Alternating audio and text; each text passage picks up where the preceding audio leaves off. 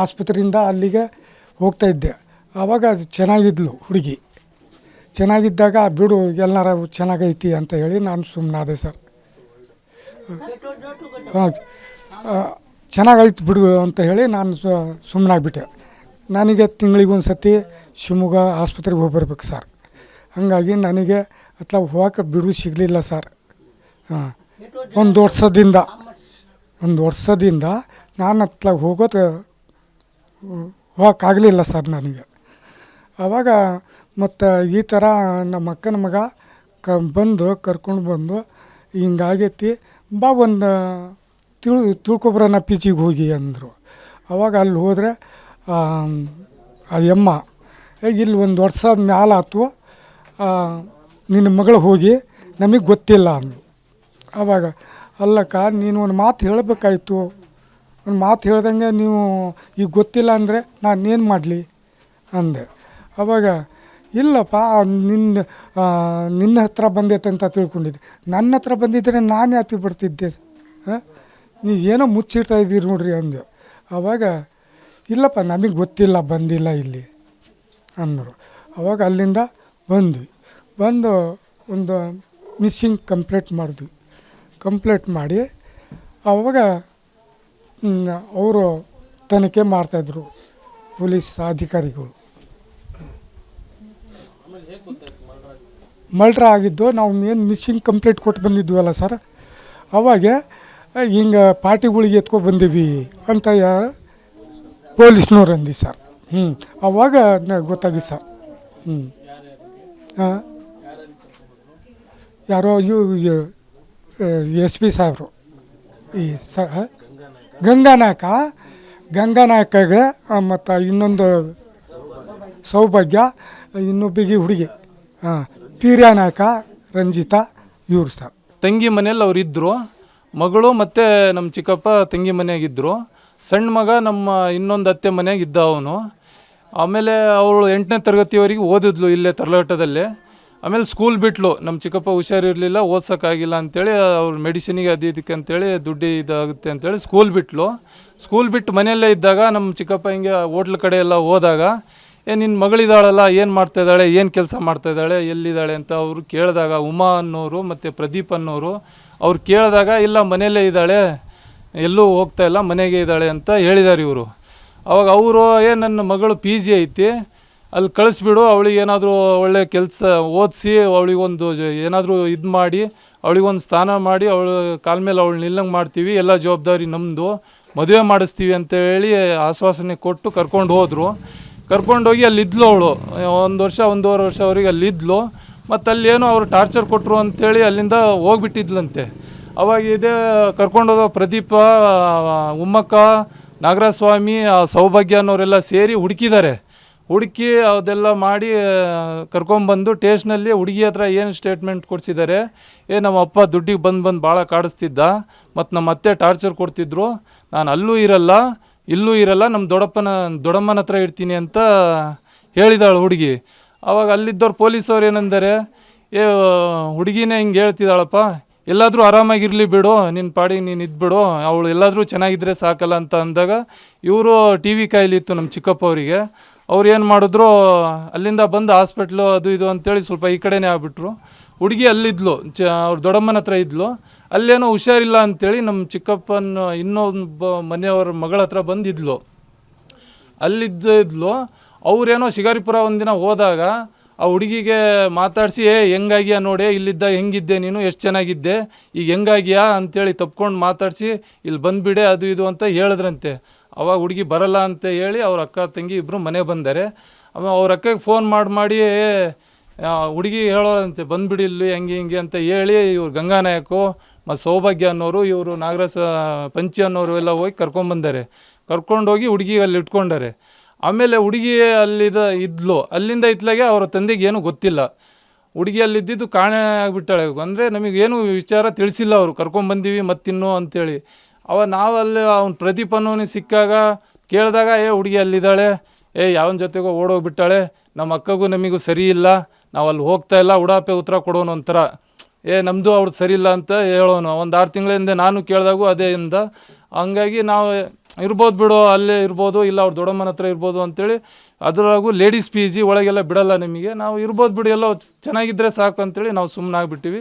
ನಮ್ಮ ಚಿಕ್ಕಪ್ಪ ಹೋಗಿ ಕೇಳಿದಾಗಂತೆ ಇಲ್ಲ ಓಡೋಗ್ಬಿಟ್ಟಾಳೆ, ನಿನ್ನ ಮಗಳು ಅಲ್ಲಿ ಓಡೋಗ್ಯಾಳೆ, ಅವ್ರ ತಾಯಿ ಹತ್ರ ಹೋಗ್ಯಾಳೆ ಅಂತ ಅಂತಿದ್ರಂತೆ. ಆಮೇಲೆ ಈಗ 1ನೇ ತಾರೀಕು 2ನೇ ತಾರೀಕು ಹಿಂದೆ ಹೋಗಿ ಮತ್ತು ನಮ್ಮ ಅತ್ತೆ ಮಗ ಕುಮಾರ್ ನಾಯಕ್ ಅನ್ನೋರು, ಅವ್ರ ಮಾವ ಆಗಬೇಕು ಪರಮೇಶ್ ನಾಯಕ್, ಅವ್ರಿಗೆ ಕರ್ಕೊಂಡು ಹೋಗಿ ನಿನ್ನ ಮಗಳು ಎಲ್ಲಿದ್ದಾಳಪ್ಪ, ಎಲ್ಲೂ ಕಾಣಿಸ್ತಾ ಇಲ್ಲ, ಇಷ್ಟು ಸರಿ ಶಿಕಾರಿಪುರ ಹೋದರೂ ಕಾಣಿಸ್ತಾ ಇಲ್ಲ, ಎಲ್ಲಿದ್ದಾಳೆ ಅಂದರೆ ಪಿ ಜಿಯಲ್ಲಿದ್ದಾಳೆ ಅಂತ ಅಂದರೆ, ಬಾ ಮತ್ತು ಹೋಗಿ ನೋಡ್ಬರೋಣ ಅಂತೇಳಿ ಹೋಗಿ ನೋಡಿದಾಗ ಗಂಗಾ ನಾಯಕ್ ಮತ್ತು ಸೌಭಾಗ್ಯ ಅನ್ನೋರು ಇದ್ರಂತೆ. ಕೇಳಿದಾಗ ಇಲ್ಲ 1 ವರ್ಷ ಆಯ್ತು ಹೋಗಿ ಅವಳು ಮನೆಗೆ ಹೋಗ್ಬಿಟ್ಟಾಳೆ ಅಂತ ಹೇಳಿ ಅವ್ರಿಗೆ ಹೇಳಿದ್ದಾರೆ. ಮತ್ತು ನೀವು ಯಾಕೆ ಫೋನ್ ಮಾಡಿಲ್ಲ ಅಂತ ಕೇಳಿದಾಗ ಇಲ್ಲ ನಿಮ್ಮ ಮನೆಗೆ ಬಂದಾಳ ಅಂತೇಳಿ ನಾವು ಫೋನ್ ಮಾಡಿಲ್ಲ ಅಂತ ಅಂದಾರವರು. ಅವಾಗ ನಮ್ಮ ಚಿಕ್ಕಪ್ಪ ಏನಂದರೆ, ನಿನ್ನ ನಂಬರ್ ನನ್ನ ಹತ್ರ ಇಲ್ಲಮ್ಮ, ನನ್ನ ನಂಬರ್ ನಿನ್ನ ಹತ್ರ ಇದ್ದೆ, ಒಂದು ಮಾತು ಫೋನ್ ಮಾಡಿ ಹೇಳ್ಬೋದಾಗಿತ್ತಲ್ಲ ಅಂತ ಅವ್ರು ಹೇಳಿದ್ದಾರೆ. ಇಲ್ಲ ಅಲ್ಲಿ ಬಂದಾಳ ಅಂತೇಳಿ ಫೋನ್ ಮಾಡಿಲ್ಲ ನಾವು ಅಂತೇಳಿ ಅವತ್ತು ಹೇಳಿದ್ದಾಳೆ. ಹಿಂದೆಲ್ಲ ಕೇಳಿದಾಗೆಲ್ಲ ಓಡೋಗಿದ್ದಾಳೆ, ಎಲ್ಲೋ ಅವ್ರ ತಾಯಿ ಹತ್ರ ಹೋಗಿದ್ದಾಳೆ ಅಂತ ಅಂದೋಳು. ಅವತ್ತು ಕೇಳಿದಾಗ ಹಂಗಂದಾಳೆ. ಅಲ್ಲಿಂದ ತಕ್ಷಣ ನಮ್ಮ ಅಣ್ಣ ಕುಮಾರ್ ನಾಯಕ್ ಅನ್ನೋರು ಮತ್ತು ಅವ್ರು ಬಂದು ಸ್ಟೇಷನಿಗೆ ಮಿಸ್ಸಿಂಗ್ ಕಂಪ್ಲೇಂಟ್ ಅಂತೇಳಿ ಮಾಡಿದ್ದಾರೆ. ಕಂಪ್ಲೇಂಟ್ ಮಾಡಿದ್ಮೇಲೆ ಅವರಿಗೆ ಅರೆಸ್ಟ್ ಮಾಡಿದ್ದಾರೆ, ಗಂಗಾ ನಾಯಕು ಮತ್ತು ಸೌಭಾಗ್ಯ, ರಂಜಿತಾ ಮತ್ತು ಪೀರು ಅನ್ನೋರಿಗೆ. ಇದರಲ್ಲಿ ಏನಪ್ಪ ಅಂದರೆ ಕರ್ಕೊಂಡೋದವರು ಮೇನ್ ಪಾರ್ಟಿ ಇಲ್ಲಿಂದನೇ ಹೋಗಿದ್ದು. ಸೌಭಾಗ್ಯ ನಮಗೆ ಯಾರಂತೇಳಿ ಗೊತ್ತಿರಲಿಲ್ಲ, ಪ್ರದೀಪು ಉಮಾಕ ಅನ್ನೋರು ಇಂದನೇ ಅವ್ರು ಕಾಂಟ್ಯಾಕ್ಟ್, ಅವ್ರು ಕರ್ಕೊಂಡು ಹೋದವರು. ಅವ್ರು ಏನು ಒಂದು ಮಾತು ಹಿಂಗೆ ಆಗೈತಿ ನಿಮ್ಮ ಮಗಳು ಇಲ್ಲಲ್ಲ, ಫಸ್ಟಿಗೆ ರೆಸ್ಪಾನ್ಸ್ ತೊಗೊಂಡು ಹುಡುಕ್ದವರು ನೆಕ್ಸ್ಟ್ ಟೈಮ್ ಮಿಸ್ ಆದಾಗ ಅವ್ರು ನಮಗೆ ಏನು ತಿಳಿಸೂ ಇಲ್ಲ. ಈಗ ಕಂಪ್ಲೇಂಟಲ್ಲೆಲ್ಲ ಏನು ಸ್ಟೇಟ್ಮೆಂಟ್ ಕೊಟ್ಟಾರೆ, ಹುಡುಗಿಗೆ ಒಂದು ಹೊಡೆದಿದ್ವಿ, ನೇಣು ಹಾಕ್ಕೊಂಡ್ಬಿಟ್ಟಾಳೆ ಅಂತ ಹೇಳ್ತಿದ್ದಾರೆ. ನೇಣು ಹಾಕ್ಕೊಳ್ಳೋ ಅಂಥ ಹುಡುಗಿ ಅಲ್ಲ ಅವಳು ತಾಯಿ ಇಲ್ಲದೇ 1ನೇ ಕ್ಲಾಸ್ ಇದ್ದಾಗಿಂದನೇ ಬದುಕ್ತಾ ಇರೋಳು, ಅದೆಲ್ಲ ಕಷ್ಟ ಅನುಭವಿಸಿದ್ದಾಳೆ. ನೇಣು ಹಾಕ್ಕೊಳ್ಳೋ ಅಂಥ ಹುಡುಗಿ ಅಂತೂ ಅಲ್ವೇ ಅಲ್ಲ. ಇದೆಲ್ಲ ಏನೋ ಪ್ಲ್ಯಾನ್ ಮಾಡಿ ಏನೋ ಆಗೈತಿ ಅನ್ನೋ ಅನುಮಾನ ನಮಗೆ. ಹಂಗಾಗಿ ಇದನ್ನು ಬೇರೆ ಥರ ತನಿಖೆ ಮಾಡಬೇಕು. ಹೆಣ್ಣು ಮಗು ಮೊದಲನೇ ಸಲ ಪಿ ಜಿಯಿಂದ ತಪ್ಪಿಸ್ಕೊಂಡು ಅವ್ರು ದೊಡ್ಡಮ್ಮನ ಹತ್ರ ಓಡೋಗ್ತಾಳೆ. ಈ ತನಿಖೆನ ಅಲ್ಲಿಂದ ದಯವಿಟ್ಟು ತಗೋಬೇಕು. ಯಾಕಂದರೆ ದೊಡ್ಡಮ್ಮನ ಹತ್ರ ಯಾಕೆ ಓಡೋದ್ಲು ಅವಳು, ಅಲ್ಲಿ ಅಂಥ ಹಿಂಸೆ ಏನಿತ್ತು, ಅಲ್ಲಿ ಕರ್ಕೊಂಬಂದು ಅವ್ರ ಅಪ್ಪಾಜಿಗೆ ಅವ್ರ ಅತ್ತೆಗೆ ಒಂದು ಸುಳ್ಳು ಸ್ಟೇಟ್ಮೆಂಟ್ ಕೊಡಿಸ್ತಾರೆ. ಏನೋ ಈ ಪ್ರದೀಪ ಅನ್ನೋ ವ್ಯಕ್ತಿ, ಆಮೇಲೆ ಉಮಕ್ಕ ನಾಗರಸ್ವಾಮಿ ಅನ್ನೋರು, ಆಮೇಲೆ ಸೌಭಾಗ್ಯ ಅನ್ನೋರು, ಗಂಗಾನಾಯಕ್ ಅನ್ನೋರು ಏನು ಆ ಮಗುನ ಕರ್ಕೊಂಬಂದು ಸುಳ್ಳು ಸ್ಟೇಟ್ಮೆಂಟ್ ಕೊಡಿಸ್ತಾರೆ. ಆ ಸ್ಟೇಟ್ಮೆಂಟಲ್ಲೂ ಕೂಡ ಬಹಳಷ್ಟು ಅನುಮಾನ ಕಾಡ್ತಾ ಇದೆ. ತದನಂತರದಲ್ಲಿ ನಾನು ಪಿ ಜಿಗೂ ಹೋಗಲ್ಲ, ನಾನು ಎಲ್ಲೂ ಹೋಗಲ್ಲ ಅಂತ ಹೇಳಿ ಆ ಹುಡುಗಿ ಅವರ ಅಕ್ಕನ ಮನೆಯಲ್ಲಿ ಇರ್ತಾಳೆ. ಅಕ್ಕನ ಮನೆಯಲ್ಲಿ ಇರುವಂಥ ಹುಡುಗಿನ ಯಾಕೆ ಪುಸಲಾಯಿಸಿ ಮತ್ತೆ ಪಿ ಜಿ ಕರ್ಕೊಂಡು ಹೋದರು, ಇವೆಲ್ಲ ಟೋಟಲ್ ಆಗಿ ಘಟನೆ ನೋಡಿದರೆ ಬಹಳಷ್ಟು ಅನುಮಾನಕ್ಕೆ ಎಡೆ ಮಾಡಿಕೊಡ್ತಾ ಇದೆ. ದಯವಿಟ್ಟು ಇದು ನಾವು ಊರ ಗ್ರಾಮಸ್ಥರು ಅಥವಾ ನಮ್ಮ ಶಿಕಾರಿಪುರ ತಾಲೂಕಿನ ಎಲ್ಲ ಸಮಾಜದ ಎಲ್ಲ ಮುಖಂಡರು ಆಗಲಿ ಅಥವಾ ಎಲ್ಲ ಸಮಾಜದ ಬಂಧು ಬಾಂಧವರು ನಮ್ಮ ಒಂದು ಆಗ್ರಹ ಇದೆ, ಈ ತನಿಖೆ SIT ತನಿಖೆ ಆಗಬೇಕು. ಯಾಕಂದರೆ ಈ ತನಿಖೆ SIT ತನಿಖೆ ಯಾಕೆ ಆಗಬೇಕು ಅಂತಂದರೆ ಈ ಘಟನೆ ನಡೆದು 1 ವರ್ಷ ಆಗಿದೆ. ಈ ಎಲ್ಲ ಆರೋಪಿಗಳು ಪ್ರಭಾವಿಗಳಾಗಿದ್ದರಿಂದ ರಾಜಕೀಯ ಹಿನ್ನೆಲೆ ಉಳ್ಳವರು ಅಥವಾ ಯಾವುದಾದ್ರು ಬೇರೆ ದುಡ್ಡಿನ ದುಡ್ಡು ಇರೋರು ಹಿನ್ನೆಲೆ ಇರೋರು ಆಗಿರೋದ್ರಿಂದ ಈ ತನಿಖೆನ ಸ್ವಲ್ಪ ಸೀರಿಯಸ್ ಆಗಿ ತಗೊಂಡು ಇದು ಯಾವ ಕಾರಣಕ್ಕೂ ನಾವು ಅವರಪ್ಪ ಸ್ವಲ್ಪ ಕುಡಿದು ಇದು ಮಾಡೋ ವ್ಯಕ್ತಿ ಇರ್ತಾನೆ, ನಾವೆಲ್ಲ ಕಣ್ಣಾರೆ ನೋಡಿದ್ದೀವಿ. ಆ ಮಗುಗೆ ಕೆಲವು ಸಂದರ್ಭದಲ್ಲಿ ಕಾಲಿಂದನೂ ಸಹ ಒದ್ದಿರೋದನ್ನು ಸಹ ನೋಡಿದ್ದೀವಿ. ಅಷ್ಟು ಟಾರ್ಚರು ಸಹಿಸ್ಕೊಂಡು ಮನೆಯಲ್ಲಿ ಇರೋಂಥ ಹುಡುಗಿ ಯಾರೋ ಒಬ್ಬ ವ್ಯಕ್ತಿ ಒಂದು ಕಪಾಳಕ್ಕೆ ಒಂದು ಹೊಡೆದ ಅಂತ ಹೇಳಿ ಸಾಯ್ತಾಳೆ, ಆ ಅವಮಾನಕ್ಕೆ ಮಾಡ್ಕೊತಾಳೆ ಅನ್ನೋದು ಇದು ಖಂಡಿತ ಒಪ್ಪಕ್ಕೆ ಅಸಾಧ್ಯವಾಗಿರ್ತಕ್ಕಂತಹ ವಿಷಯ. ದಯವಿಟ್ಟು ಈ ವಿಚಾರದಲ್ಲಿ ನೀವು ತನಿಖೆ ಮಾಡಿ. ಮಾನ್ಯ ಗೃಹ ಮಂತ್ರಿಗಳು ಈ ವಿಷಯವನ್ನು SIT ತನಿಖೆಗೆ ವಹಿಸಬೇಕು. ಶಿಕಾರಿಪುರ ತಾಲೂಕಿನ ಕೆಲವು ಪೊಲೀಸ್ ಅಧಿಕಾರಿಗಳು ಒಳ್ಳೆ ಕೆಲಸ ಮಾಡಿ ಒಳ್ಳೆ ತನಿಖೆ ಮಾಡ್ತಾರೆ, ಅದ್ರ ಬಗ್ಗೆ ನನಗೆ ಅಪ್ರಿಷಿಯೇಟ್ ಇದೆ. ಆದರೆ ಈ ಪ್ರಕರಣ ಶಿಕಾರಿಪುರ ತಾಲೂಕಿನ ಕೆಲವು ಪೊಲೀಸ್ ಇಲಾಖೆಯ ಅಧಿಕಾರಿಗಳಿಗೆ ಈ ಘಟನೆ ಆಗಿ ಕೆಲವೇ ದಿನಗಳಲ್ಲಿ ಮಾಹಿತಿ ಇದ್ದರೂ ಕೂಡ ಆ ಮಗುವಿನ ಬಗ್ಗೆ ಯಾವ ಪೊಲೀಸ್ ಅಧಿಕಾರಿಗಳು ಕೇರ್ ತಗೊಂಡಿಲ್ಲ. ಹಾಗಾಗಿ ಈ ವಿಚಾರದಲ್ಲಿ ಕೆಲವು ಪೊಲೀಸ್ ಅಧಿಕಾರಿಗಳಿಗೂ ಕೂಡ ಮಾಹಿತಿ ಇತ್ತು ಅನ್ನೋದು ನಮ್ಮ ತರಲಘಟ್ಟ ಗ್ರಾಮದಲ್ಲಾಗಲಿ ಶಿಕಾರಿಪುರ ತಾಲೂಕಿನೆಲ್ಲ ಇದರಲ್ಲಿ ಗುಸುಗುಸು ವಿಚಾರ ಆಗ್ತಿರೋದ್ರಿಂದ ಇದನ್ನು SIT ತನಿಖೆ ಆಗಲೇಬೇಕು ಅಂತ ಹೇಳಿ ನಾವು ಗ್ರಾಮಸ್ಥರು ಆಗ್ರಹ ಮಾಡ್ತೀವಿ. ಗಂಗಾನಾಯಕರವರು ಶಿಕಾರಿಪುರ ತಾಲೂಕಿನ ಬಂಜಾರ ಸಂಘದ ಅಧ್ಯಕ್ಷರಾಗಿದ್ದರು, ಮುದ್ನಳ್ಳಿ ಗ್ರಾಮ ಪಂಚಾಯತಿಯ ಉಪಾಧ್ಯಕ್ಷರಾಗಿದ್ದರು. ಇವರು ನಮಗೆ ಬಂದಿರೋ ಮಾಹಿತಿ ಪ್ರಕಾರ ಸೌಭಾಗ್ಯ ಅವರಿಗೆ ಸುಮಾರು 10 ವರ್ಷದಿಂದ ಗಂಗಾನಾಯಕರವರಿಗೆ ಅಫೇರ್ ಇತ್ತು. ತದನಂತರದಲ್ಲಿ ಇದೇನು ಯಾವ ಪಬ್ಲಿಕ್ ಆಯಿತು ಆವಾಗ ಮದುವೆ ಮಾಡ್ಕೊಂಡಿದ್ದಾರೆ ಅನ್ನೋ ಮಾಹಿತಿ ಇದೆ.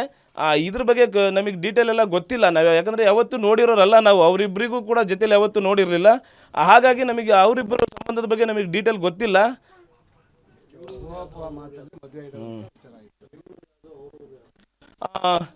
ಗಂಗಾನಾಯಕರ ಊರು ಇಟ್ಕೇಳಿ, ಇದು ತರಲಗಡ್ಡದಿಂದ ಸುಮಾರು ಒಂದು 3-4 ಕಿಲೋಮೀಟರ್ ದೂರ ಅಂತರದಲ್ಲಿರೋ ಊರು. ಆಮೇಲೆ ಅದೇನು ಸೌಭಾಗ್ಯ ಅನ್ನೋ ಹೆಣ್ಮಗಳೇನಿದೆ ಸುಮಾರು ವರ್ಷಗಳ ಹಿಂದೆನೇ ತರಲಗಡ್ಡದೊಳೆ ಅವಳು ಮೂಲತಃ. ಆದರೆ ಸುಮಾರು ವರ್ಷಗಳ ಹಿಂದೆನೇ ಅವ್ರು ಎಲ್ಲಿ ಓದ್ತಾ ಇಲ್ಲೋ ಅಲ್ಲಿಂದನೇ ಯಾರ್ದೋ ಜೊತೆ ಮದುವೆಯಾಗಿ ಅಲ್ಲೇ ಇದ್ದೋಳು. ಅವ್ರು ಕೆಲವರು ನಮ್ಮ ತರಲಗಡ್ಡದಲ್ಲಿ ಸೌಭಾಗ್ಯ ಅನ್ನೋ ವ್ಯಕ್ತಿ ಮುಖನೂ ಸರಿಯಾಗಿ ನೋಡಿಲ್ಲ. ಈ ವಿಚಾರದಲ್ಲಿ ಉನ್ನತ ಮಟ್ಟದ ತನಿಖೆ ಆಗಲೇಬೇಕು. ಏನು ನಿವೃತ್ತ ನ್ಯಾಯಾಧೀಶರ ಒಂದು ಟೀಮ್ ರಚನೆ ಮಾಡಿ ಉನ್ನತ ಮಟ್ಟದ ತನಿಖೆ ಆಗಲೇಬೇಕು. ದಯವಿಟ್ಟು ಈ ಹೆಣ್ಮಗಳಿಗೆ ಆಗಿರುವಂತಹ ದೃಶ್ಯ ಏನಿದೆ ಯಾರಿಗೂ ಕೂಡ, ಯಾಕಂದರೆ ಒಂದು ಸೂಟ್ ಕೇಸ್ನಲ್ಲಿ ಎತ್ತಾಕಿ ಎಲ್ಲೋ ಬೀಸಾಕ್ ಬರೋ ವಿಚಾರ ಏನಿದೆ ಅದು ಸಣ್ಣ ಪುಟ್ಟ ವಿಚಾರ ಅಲ್ಲ. ಈ ಪ್ರಕರಣ ಯಾವ ಮನೆಯ ಹೆಣ್ಣು ಮಕ್ಕಳಿಗೂ ಆಗಬಾರ್ದು. ಆ ರೀತಿ ತನಿಖೆ ಆಗಬೇಕು ಅಂತೇಳಿ ಆಗ್ರಹ ಮಾಡ್ಕೊತಾ ಇದ್ದೀವಿ. ಶಿಕಾರಿಪುರ ನಗರ ವ್ಯಾಪ್ತಿಯಲ್ಲಿ ಒಂದು ಮಿಸ್ಸಿಂಗ್ ಪ್ರಕರಣ 3ನೇ ತಾರೀಕು ಜುಲೈ ತಿಂಗಳಲ್ಲಿ ರಿಜಿಸ್ಟರ್ ಆಗುತ್ತೆ. ಸಂಗೀತ ಅನ್ನೋ ಅಪ್ರಾಪ್ತೆ ನಾನು ಈ ವರ್ಷದಲ್ಲಿ ಸಂಗೀತ ಅನ್ನೋ ಅಪ್ರಾಪ್ತೆ ಸುಮಾರು 16.5 ವರ್ಷ. ಅವಳು ಹೋದ ವರ್ಷ 18/6/2025 ಮಿಸ್ಸಿಂಗ್ ಆಗಿದ್ದಾಳೆ ಅಂತ ಅವ್ರ ತಂದೆಯವರು ಬಂದು ಒಂದು ಕಂಪ್ಲೇಂಟ್ ಕೊಡ್ತಾರೆ. ಈ ತಿಂಗಳು ಜುಲೈ 3ಕ್ಕೆ ಅವ್ರ ತಂದೆಯವರು ಬಂದು ನಮಗೆ ಒಂದು ಕಂಪ್ಲೇಂಟನ್ನು ಕೊಡ್ತಾರೆ. ಆ ಕೇಸಲ್ಲಿ ನಾವು ನಮ್ಮ ಇನ್ವೆಸ್ಟಿಗೇಷನ್ನ ಮುಂದುವರಿಸಿದಾಗ ಈ ಹೆಣ್ಮಗು, ಈ ಅಪ್ರಾಪ್ತೆ ಬಾಲಕಿ ಅದೇ ದಿನ 18/6/2025 ಅಲ್ಲೊಂದು ಯಾವ ಪಿ ಜಿಯಲ್ಲಿ ಇರ್ತಾಯಿತ್ತು ಆ ಪಿ ಜಿಯಲ್ಲೇ ನೇಣಿಗೆ ಶರಣಾಗಿರ್ತಾಳೆ ಅವಳು. ಈ ವಿಚಾರವನ್ನು ಅವರು ಯಾರಿಗೂ ತಿಳಿಸ್ತೇನೆ ಒಂದು 4 ಜನ, ಮೊದಲನೇದಾಗಿ ಪಿ ಜಿ ಓನರ್ ಆದಂಥ ಸೌಭಾಗ್ಯ, ಎರಡನೇದು ಗಂಗಾನಾಯಕ್, ಮೂರನೇದು ರಂಜಿತಾ, 4ನೇದು ಪೀರ್ಯ ನಾಯಕ್ ಅಂತ. ಈ 4 ಜನ ಸೇರಿ ಆ ಬಾಡಿಯನ್ನು ಅವರು ಡಿಸ್ಪೋಸ್ ಮಾಡ್ತಾರೆ. ನಮ್ಮ ಸಿದ್ದಾಪುರ ಲಿಮಿಟ್ಸು ಮಾವಿನಗುಂಡಿ ಅಲ್ಲಿಗೆ ಒಂದು ಸೂಟ್ ಕೇಸಲ್ಲಿ ಅವಳ ಬಾಡಿಯನ್ನು ಮಡಚಿ ತೊಗೊಂಡು ಹೋಗಿ ಅಲ್ಲಿ ಡಿಸ್ಪೋಸ್ ಮಾಡ್ತಾರೆ. ಡಿಸ್ಪೋಸ್ ಮಾಡಿದ ನಂತರ ಅದ್ರ ಬಗ್ಗೆ ಒಬ್ರಿಗೊಬ್ಬರು ಬೇರೆ ಎಲ್ಲೂ ಮಾತಾಡೋದು ಬೇಡ ಅಂತ ಹೇಳಿಬಿಟ್ಟು ಇದ್ರ ಬಗ್ಗೆ ಎಲ್ಲೂ ಆಚೆ ಪ್ರಸ್ತಾಪ ಆಗಲಿಲ್ದಂಗೆ 1 ವರ್ಷದ ಗಟ್ಟಲೆ ಅವರು ನೋಡ್ಕೊತಾರೆ. ತದನಂತರ ನಾವು ಇನ್ವೆಸ್ಟಿಗೇಷನನ್ನು ಮುಂದುವರಿಸಿದಾಗ ಈ ಅವಳದು ನಾವು ನಮ್ಮ ಟೆಕ್ನಿಕಲ್ ಎವಿಡೆನ್ಸಲ್ಲಿ ಅವಳು 1 ವರ್ಷದಿಂದ ಫೋನ್ ಯೂಸ್ ಮಾಡಿರೋದಿಲ್ಲ ಅಂತ ನಮಗೆ ಗೊತ್ತಾಗುತ್ತೆ. ಅದನ್ನೇ ನಾವು ಮುಂದುವರಿಸ್ತಿ ಹೋದಾಗ ಕೊನೆಗೆ ಯಾರ ಹತ್ರ ಮಾತಾಡಿದ್ರು, ಈ ರಂಜಿತಾ ಅನ್ನೋರು ಜೊತೆ ಅವಳು ಹಿಂದೆ ಮಾತಾಡಿದ್ಲು.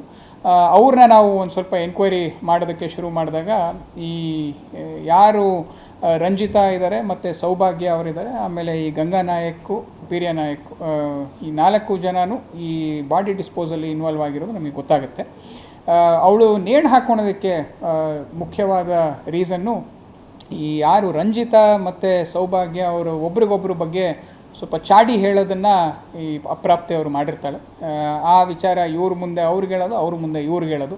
ಇದನ್ನು ಪ್ರಶ್ನೆ ಮಾಡೋದಕ್ಕೆ ಈ 3 ಜನ, ಸೌಭಾಗ್ಯ, ಆಮೇಲೆ ಗಂಗಾನಾಯಕ್ ಮತ್ತು ರಂಜಿತಾ, 3 ಜನ ಇದ್ರ ಬಗ್ಗೆ ಅವಳಿಗೆ ಕೆಳಗಡೆ ಪಿ ಜಿ ಕೆಳಗೆ ಇರುವಂತಹ ಒಂದು ಸಲೂನಲ್ಲೇ, ಒಂದು ಬ್ಯೂಟಿ ಪಾರ್ಲರಲ್ಲೇ ಅವಳಿಗೆ ತಾಕೀತು ಮಾಡ್ತಾರೆ, ಯಾಕೆ ಈ ಥರ ಮಾಡಿದೆಯಾ ಅಂತ ಹೇಳಿ. ಅಲ್ಲಿ ಒಂದು ಮಾತಿನ ಚಕಮಕಿ ಕೂಡ ಆಗುತ್ತೆ. ಅಲ್ಲಿ ಒಂದು ಅಸಾಲ್ಟ್ ಕೂಡ ಆಗುತ್ತೆ ಅವಳ ಮೇಲೆ. ಈ ಥರ ನೀನು ಎಲ್ಲ ಸುಳ್ಳು ಹೇಳ್ತಾ ಇದೆಯಾ, ನಮ್ಮ ಮರ್ಯಾದೆ ತೆಗಿತಾ ಇದೆಯಾ ಅಂತ ಗಂಗಾನಾಯಕ್, ಸೌಭಾಗ್ಯ, ರಂಜಿತಾ 3 ಜನ ಅವ್ರ ಮೇಲೆ ಒಂದು ಸ್ವಲ್ಪ ಗಟ್ಟಿಯಾಗಿ ಮಾತಾಡಿ ಅವ್ರಿಗೆ ಬೇಜಾರಾಗ್ಬಿಟ್ಟು ಅವಳು ಇಮಿಡಿಯೇಟಾಗಿ ಮೇಲೆ ಹೋಗಿ ನೇಣಿಗೆ ಶರಣ ಹಾಕ್ತಾಳೆ. ಇದನ್ನು ತಿಳಿದ ನಂತರ ಇವರು ಪೊಲೀಸ್ಗೆ ಇಂಟಿಮೇಷನ್ ಕೊಡ್ದಲೆ ಬಾಡಿಯನ್ನು ಆವತ್ತು ರಾತ್ರಿ ಈ ಪೀರ್ಯ ನಾಯಕನ್ನು ಕರೆಸ್ಕೊಂಡು ಒಂದು ಗಾಡಿಯಲ್ಲಿ ಕರ್ಕೊಂಡು ಹೋಗಿ ಒಂದು ಸೂಟ್ ಕೇಸಲ್ಲಿ ಬಾಡಿಯನ್ನು ತೊಗೊಂಡು ಅಲ್ಲಿ ಡಿಸ್ಪೋಸ್ ಮಾಡಿದ್ದಾರೆ. ಸದ್ಯಕ್ಕೆ ನಮಗೆ ಬಾಡಿ ಕಂಟೆಂಟ್ಸ್ ಸಿಕ್ಕಿದೆ. ಅದನ್ನು ನಾವು FSLಗೆ ಕಳಿಸ್ಕೊಟ್ಟಿದ್ದೀವಿ. ಡಾಕ್ಟ್ರು ಕೂಡ ಅದನ್ನು ಪರಿಶೀಲನೆಯನ್ನು ಮಾಡಿದ್ದಾರೆ. ಅದರಲ್ಲಿ ಬೇರೆ ಇನ್ನೂ ಏನು ನಮಗೆ ಎವಿಡೆನ್ಸ್ ಸಿಗುತ್ತೆ ಅದರ ಮೇಲೆ ನಾವು ಮುಂದುವರಿಸ್ತೀವಿ ನಮ್ಮ ಇನ್ವೆಸ್ಟಿಗೇಷನ್ನ. ಇದು ಆಗಿ ಸುಮಾರು 1 ವರ್ಷ ಕಳೆದಿದೆ. ಇದು ಮಿಸ್ಸಿಂಗ್ ಪ್ರಕರಣವನ್ನು ಏನು ನಮ್ಮ ಇನ್ಸ್ಪೆಕ್ಟ್ರು, DSP ಅವರು ಮತ್ತು sub inspector and all staff ಚುರುಕಾಗಿ ಅವರು ಇನ್ವೆಸ್ಟಿಗೇಷನ್ ಮಾಡಿ ಈ ಒಂದು ಸತ್ಯತೆಯನ್ನು ಆಚೆ ತೆಗೆದಿದ್ದಾರೆ. ಇನ್ನೂ ಇನ್ವೆಸ್ಟಿಗೇಷನಲ್ಲಿ ಬಾಕಿ ಇರೋದರಿಂದ ಬೇರೆ ಏನಾದರೂ ಸತ್ಯಾಸತ್ಯತೆಗಳು ಆಚೆ ಬಂದರೆ ಅದನ್ನು ನಾವು ಪರಿಶೀಲನೆ ಮಾಡಿ ಕಾನೂನಾತ್ಮಕ ಕ್ರಮವನ್ನು ತಗೊತೀವಿ.